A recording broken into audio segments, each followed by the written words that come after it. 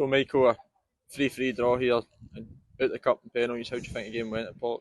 Don't really know where to start, to be fair. I think certainly from our point of view, it was a crazy day, just in terms of the way the game went, the way it panned out, injuries, different things. I think, we 10 minutes into the game, we have to make a double sub, and we lose both Conor McGlinchey and Alan Black, which is a huge blow to us, and we had to change the shape at that point. It's something that we're not really that familiar with. And we were already without Scotty and Ross Barber as well. So we ultimately end up with four kind of more experienced players out the team. We changed the shape, and I thought when we did change the shape, I thought the boys were relatively comfortable. Pollok, throw a lot at you when you come here. You expect that. We know it's going to be really difficult, and they did. But we get ourselves in front. Good goal in the counter attack, something like the last time. And then I thought the back three dealt with the cross balls extremely well, and we score again towards the end of the first half, and you came in at 2-0. And like I say, I thought at that point we had dealt with a lot of the stuff that they're throwing at us comfortably enough. But look, without being overly comfortable in the game, I'm not. Pollok were the better team. I think I'd say for a good 70 minutes of the game. The wee 10-15 minute spell in the second half when we lose the 3 goals is really frustrating.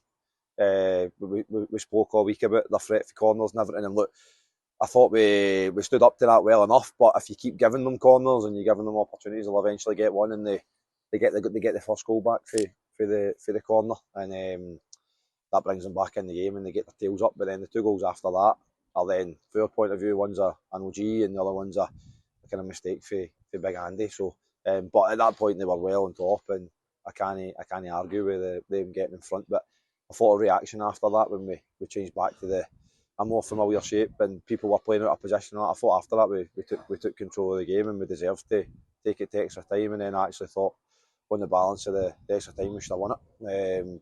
Young Aaron gets one cleared off the line in the last minute extra time. So I'm actually coming away pretty proud of the players. We finished the game with 6 teenagers on the park. We started with 5, we finished with 6, and I don't know if people realise that, but that's the reality of where we're at now. So we're relying on a lot of young boys, and they'll come on a ton for that. I thought, particularly in the extra time period, I thought they were outstanding. The way that they took the ball, the way that they passed it, the way that they tried to play, and opened them up and created chances. So I'm actually coming away fairly positive, albeit disappointed to beat the cup.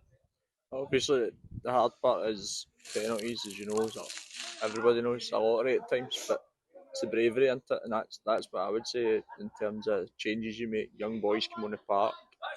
You get Aaron Preston coming on into the game at a moment where he has to just react because he's not expecting to come on. Nobody expects to come on that early. Johnny Black's the same, obviously, as well. Johnny gets injured. I thought I actually should have said that. I thought that was a turning point in the game. I think the tackle on Johnny right in front of our dugouts is shocking. Right in front of me, it's a horrendous tackle, and I think the boys lucky to stay in the park, and ultimately Johnny then has to come off injured. So Johnny's came on, had a real impact in the game, scored, was causing problems. Then we've had to take him back off, and again we've then had to rejig things and change shapes again. So that was disappointing. I actually thought the game kind of hinged on that moment because they almost took a lift for it. The crowd got up, they took a lift, and then that's when that wee period came where they got they got the flurry of goals. So now the penalties is a lottery, and that's another thing. The players that we then don't have on the pitch at that point would have been guys that would have took penalties.